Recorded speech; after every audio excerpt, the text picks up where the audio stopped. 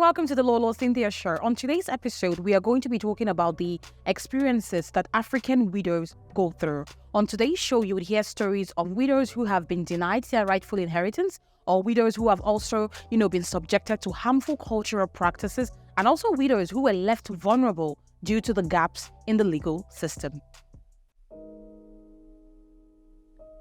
For many women in Africa, the death of their husbands signals the beginning of their troubles and a long-term fight for dignity and access to their rightful inheritance. Because when a man dies, his lands and properties are often taken over by his closest male relatives. Atumia ndigwa nĩ makoragwo na mathĩna maingĩ. Wahota rĩngĩ akorwo nĩ mũthuri nĩ akua, kaigua mũtumia nĩ aingatwo, na ena ciana. Rĩu ũkarigwo rĩu aingatwo agĩthiĩ kũ. Agatũrio na mathĩna. Ũkeragwo ona maũndũ ũtekire, ũkerwo nĩ wĩkire maũndũ ũtoĩ. Rĩu igenyo ũkaigĩrĩrwo igenyo cia mĩthemba mĩingĩ.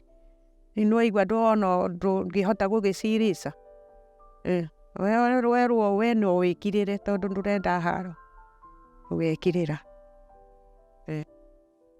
Mũthuri wakwa rĩ oragĩirwo Rũirũ nĩ mĩkora. Rĩu ti kũrwara arwarire. Ndarwarire. Kũragwo oragirwo. Akua rĩ haha ndiakĩte. Ndĩracokire gwaka thutha. Ona mathĩna. Na ngĩyũmĩrĩria ngiuga no gwaka. No hakĩrĩ ona mathĩna. Rĩu thutha ũcio rĩ nĩguo baba wao nake acokire agĩkua. Rĩu andũ nĩ twaririe gũgĩtuĩka niĩ nĩ ngũikara gũkũ. No tũtiarĩtie ũhoro wa mũgũnda ũrĩa warĩ wa kũrĩa Nyamang'ara nĩ ũkwendio. Rĩu nĩ waigua makĩendia matianjĩrire hau. No ũcio nĩ ndamarekeire onakorwo nĩ mendirie. Onakorwo warĩ wa mũthee. Ndamarekeire ngiuga ũguo monire wega maikare ũguo. Ũndũ ũyũ wakwa rĩu njikarĩte ndũrĩ nginya taito. Ũrĩa wĩna taito ndanengerire akoragwo arĩ o nayo nĩguo ũkoragwo nayo. Rĩu njikaraga o ũguo. Nĩ ndathũrire cira na ndirĩ na hinya. Rĩu ndingĩahotire gũthiĩ gwacio. Niĩ ndakirire o ũũ. Mũthuri akua rĩ ndiahotire kuoya death certificate nĩ ũndũ wa mathĩna marĩa ndarĩ namo. Ciana nĩ irenda kũrĩa, ndirĩ na mbeca. Rĩu ngĩremwo nginya ona rĩu. Tondũ ndikĩrĩ mbeca nyonaga.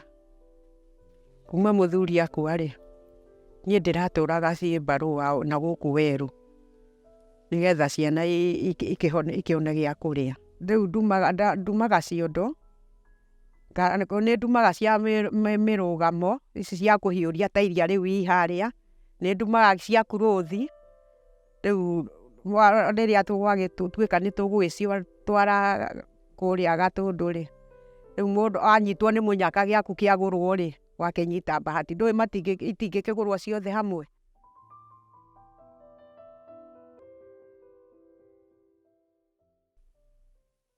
Joining us on the show is a retired teacher and widow's counselor. She'll be joining us on the show to share her experiences of when she was a young widow with 4 kids still battling her in-laws for the property that her and her late husband acquired whilst he was still alive. I know that this is a story that would resonate with so many widows in Africa.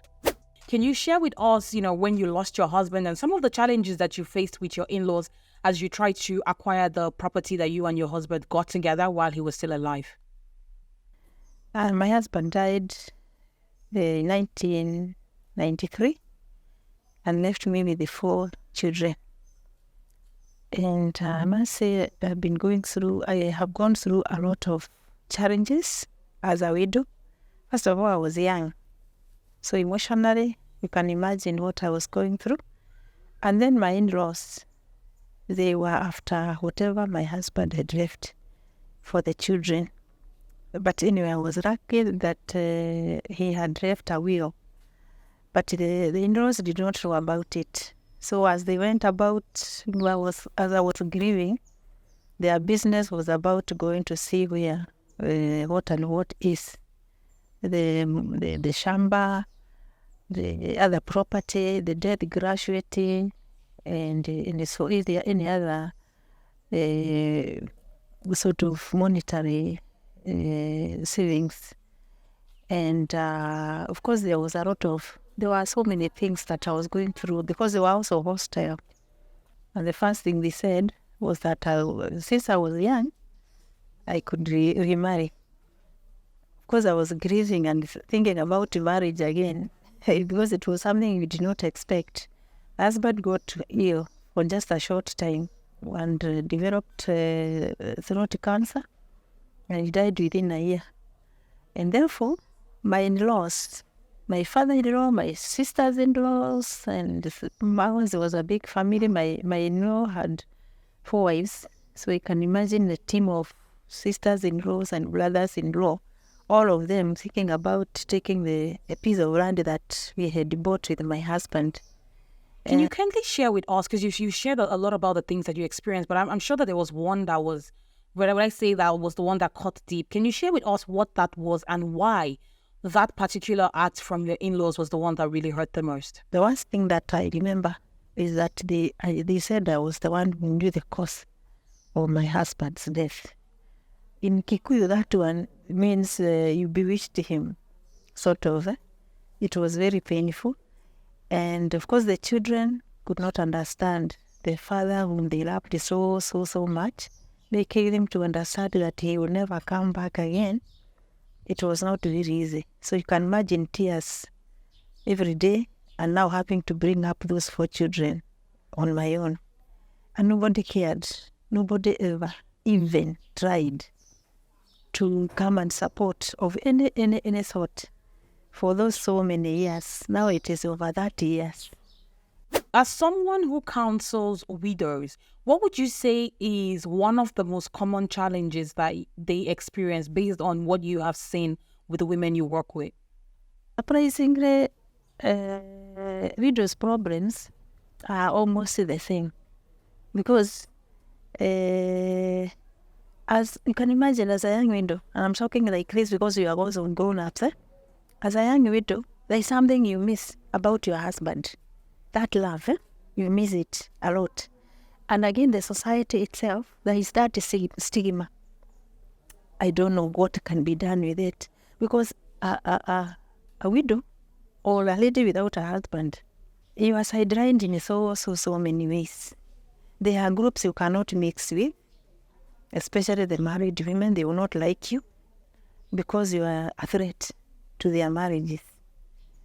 And so you no longer, before you understand that you're not supposed to associate with those husbands or those men who are friends with your husband. And most of them, those families, just because the husband has died, you no longer have those people as friends. You cannot go to them for support of any kind. You must not be seen with them with any interaction or even looking for help of any type, because you'll be suspected of now wanting to take somebody else's husband. I'm trying to put it in a simple, understandable way.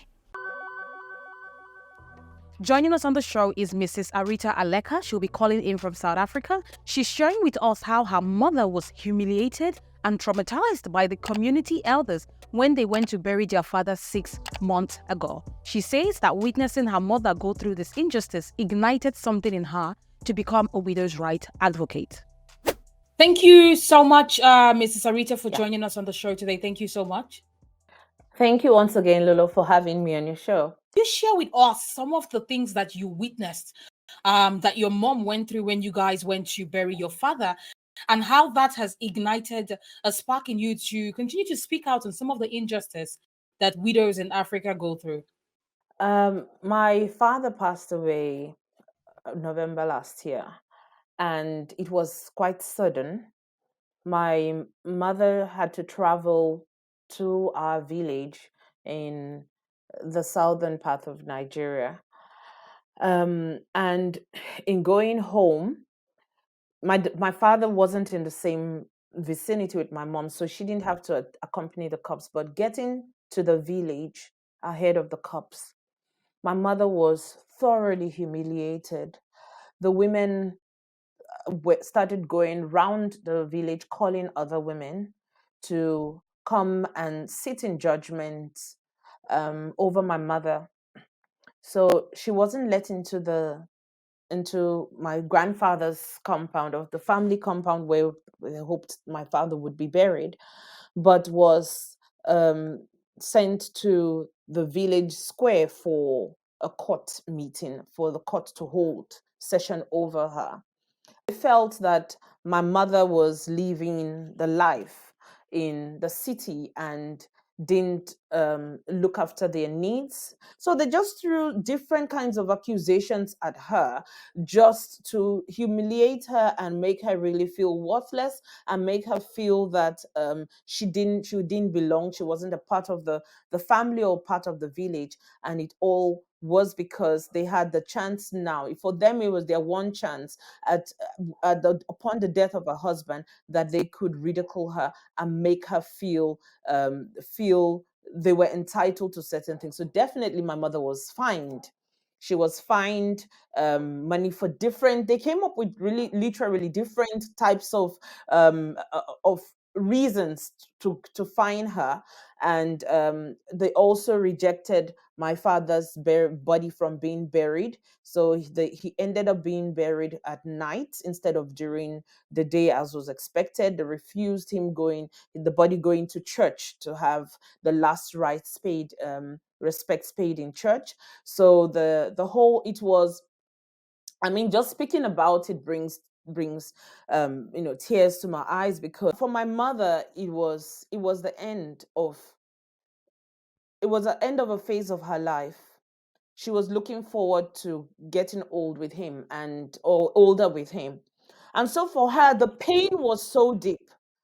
And it was so deep that she wanted more she was okay with more pain being inflicted upon her, which is something that it's a psychology when a lot of times when people are going through emotional stress, they want to even inflict more pain. So for my mother, it was a thing of bring it on. What else? I will do it because I loved him enough to do it. I will do it. I will go through it.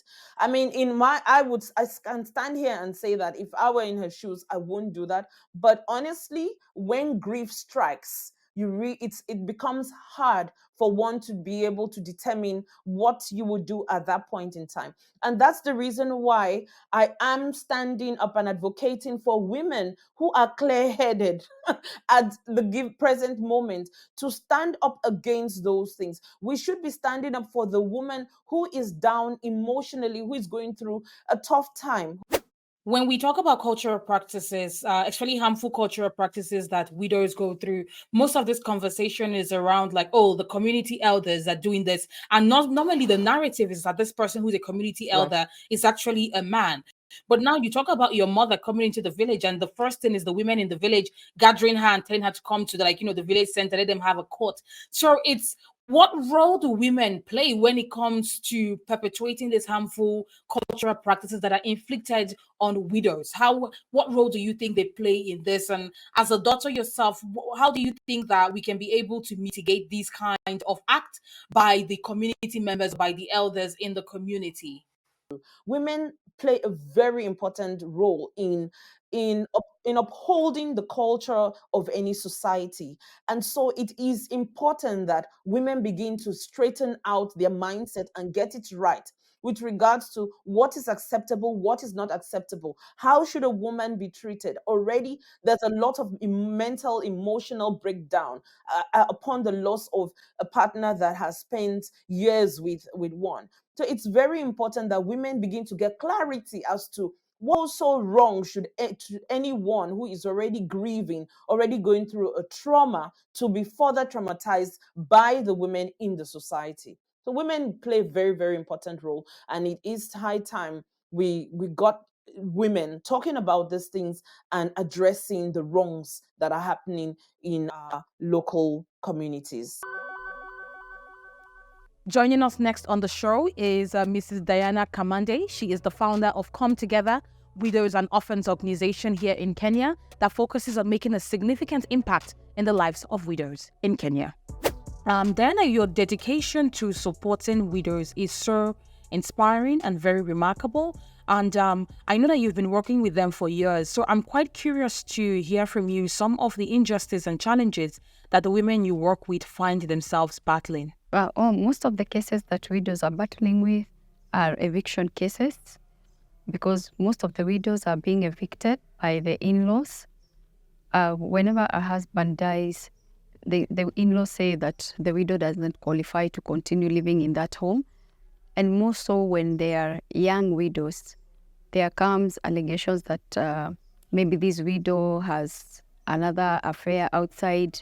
They just create something and they eventually evict the widows. And this has been a great challenge, because you find these women, most of them are young, they're sent away with the children.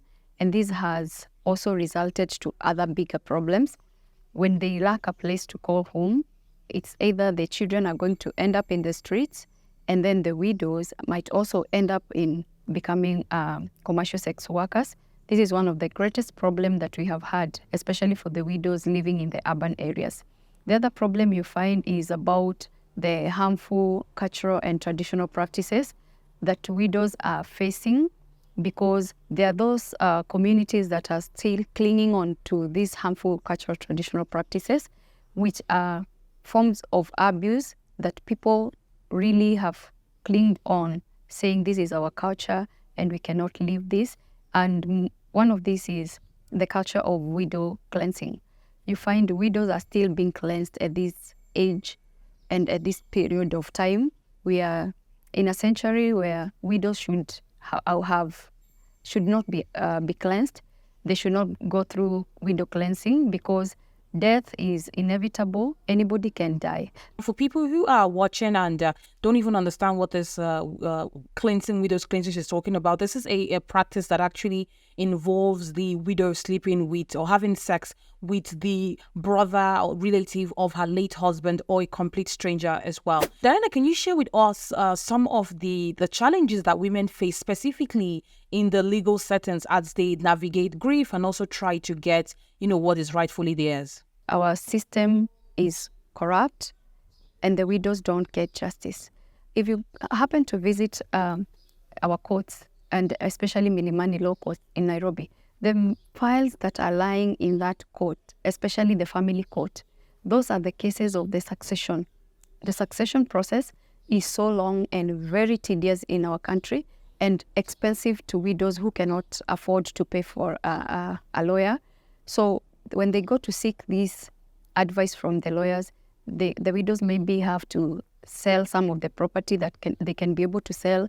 They keep on paying the lawyers, and then the lawyers either represent them in court whenever they feel like, and the judges keep on postponing the material day where they're supposed to make a final ruling on the succession issue. Then the other issue, you find that I have had a case of a widow whose husband died out of a road accident, and the insurance paid the widow, but the lawyer is the one who ended up getting the money, because the lawyer lied to the widow to sign the papers. When the widow signed the papers, she didn't know that this money was going to the lawyer's account.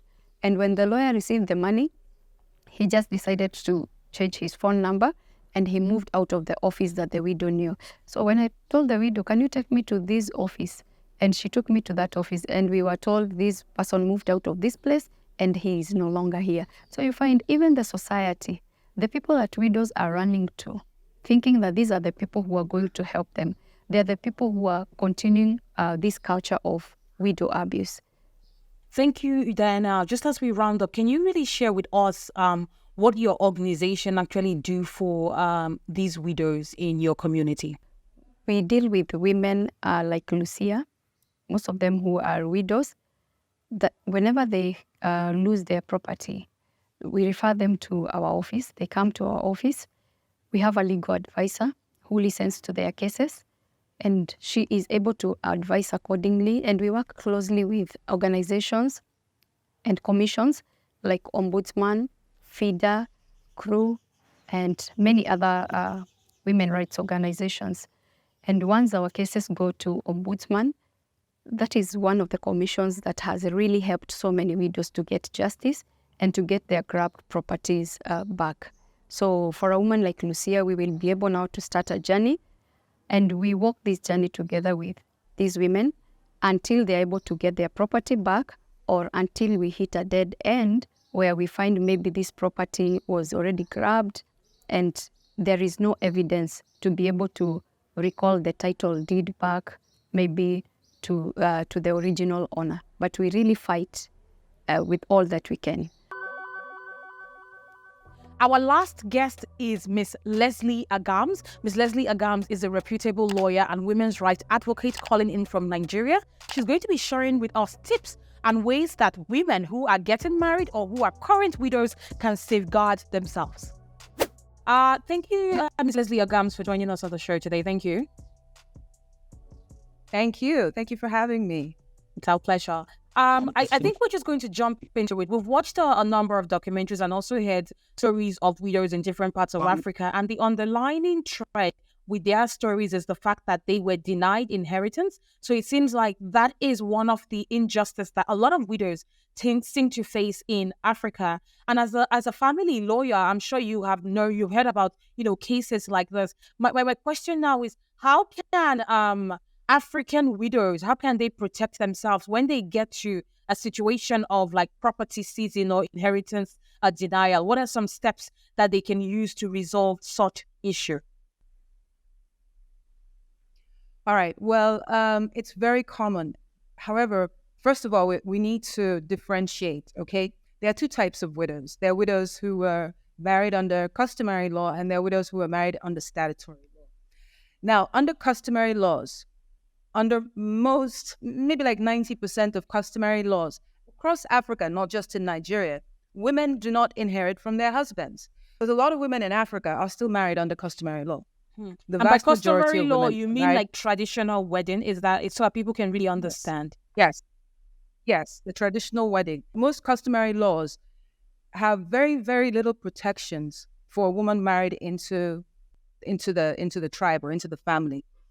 So when a woman is married under statutory law, however, she is entitled to inherit. The fact that she is entitled to inherit from her husband's estate does not mean that her inheritance is not problematic. All right? So even sometimes when they are married under customary law, the husband's tribal group might try to disinherit her. They might try to seize the husband's property. And if there is no will, for instance, what a widow can inherit is still limited. If she can inherit a will, if, for instance, she is married under the statutory laws, that's the English or Igbo laws, and her husband dies. In Nigeria, she's only entitled to 25% of his estate, for instance.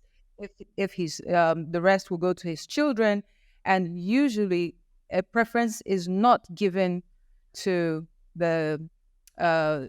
his brothers, for instance, if they were married under statutory law. Yeah, you mentioned something very important here, which is the will. And the thing about the will is, I feel in Africa, there's this idea of discussing someone's will when they are alive. Are you cursing me? Are you trying to say you're wishing for me to die? But this is also one of the challenges that widows face. So how important is it for women, for wives, to have discussions with their husbands while they're alive about the wills? Is it something that both of them should be aware of the content of that will? Do they draw it up together? Like, what are some of the ways that women can have discussions about wills with their partners that that does not arouse the idea that this person is wishing you death? And how important is it for women or even family people, men specifically, because we're talking about that, to be able to write up a will, and how can they go about that? Is it important to write a will? It is. However, for women, I actually suggest have that discussion before you even get married. Really, even if it's not a direct discussion, there are some ways that you can approach the subject. For instance, how what happened when the man's father or grandfather died might give you clues as to how that particular family will handle an issue of succession and inheritance. Something else that is important for women going into marriage is to be financially independent. I think it's important for women before they enter marriage to have their own property, and while they're in marriage to also have their own property. So the discussion of a will, even if it does occur, becomes a two-sided discussion. Let's talk about women who are already in this situation, because now we have widows who have, they're still years, they're fighting with their in-laws for inheritance. What can they do? What legal steps can they do? What ways can they use to, resolve the issue that they're going through? And maybe we can talk about it from two ends, like the customary and then the statutory marriages, people who have been forced, or like say, who are in two different kind of marriage contracts. How can they navigate the issue of like property snatching or, denial of their inheritance? What can they do? Okay, I gave also the example of Bianca Ojukwu, right? Even though her husband, Otomegwu Ojukwu, when he died, he left a will. His first son, who was not her son, but his first son and his male relatives contested the will.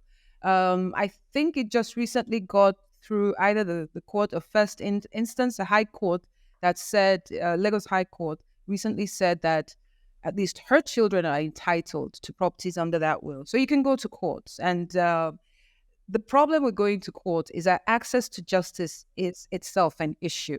Does the widow have the money? More often than not, the widows are left destitute. The last thing they have money for is a court's action. And going to court, even going to the police, costs money. I mean, in Nigeria, you can't even file a complaint without paying the police.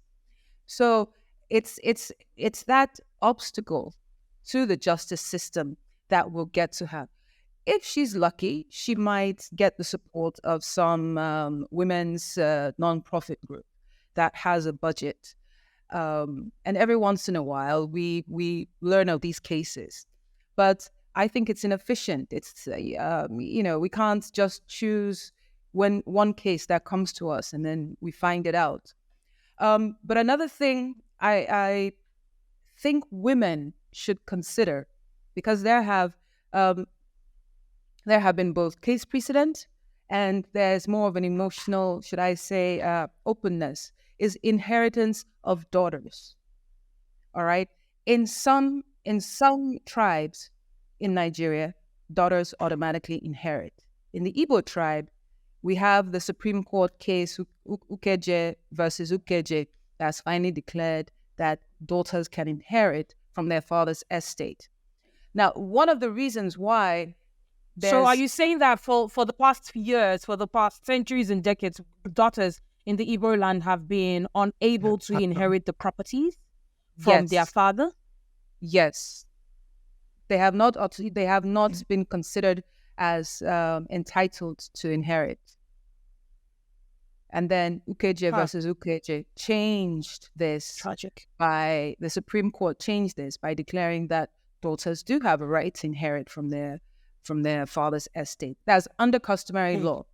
However, not all customary laws disinherit women. Thank you so much, Ms. Leslie Adams. Thank you so much for joining the show. We have really learned a lot from your expertise on the knowledge. And one thing, truthfully, I'm taking away from this conversation is what you speak about before you even get married. Have the conversation about the will. Have the conversation about the succession.